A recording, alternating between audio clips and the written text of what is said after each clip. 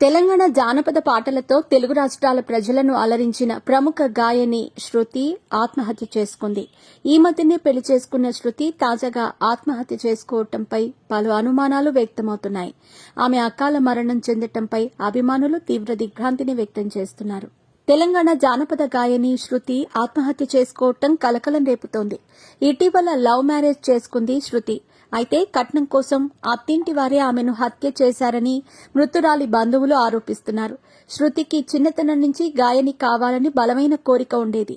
ఆ కోరికతోనే కష్టపడి folk singer గా మారి మంచి ఫేమ్ సంపాదించుకుంది. బిజీగా గడుపుతున్న లైఫ్ లో చిన్న బ్రేక్ తీసుకుని ఎంజాయ్ చేయాలి అనుకుంటున్నారా? అయితే వెంటనే ఆర్వీ వెకేషన్స్ ప్రైవేట్ లిమిటెడ్ ని సంప్రదించండి. మరిన్ని డీటెయిల్స్ కోసం సంప్రదించండి 7997979960.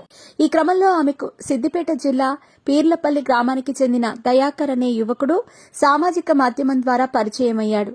ఇద్దరి పరిచయం ప్రేమగా మారి పెళ్లికి దారితీసింది. 20 రోజుల క్రితమే ఈ జంట రహస్యంగా పెళ్లి చేసుకున్నారు. మ్యారేజ్ తర్వాత శృతిని దయాకర్ ఇంటికి తీసుకెళ్లి అమ్మా నాన్నలకు పరిచయం చేశాడు. ఎంతో సంబరంగా అత్తింట్లో అడుగుపెట్టిన శృతికి అప్పటి నుంచి కట్నం కోసం అత్తింటి వేధింపులు మొదలయ్యాయి. ఈ నేపథ్యంలో కట్నం తీసుకురావాలని అత్తమామలు శృతిని వేధించారని తెలుస్తోంది.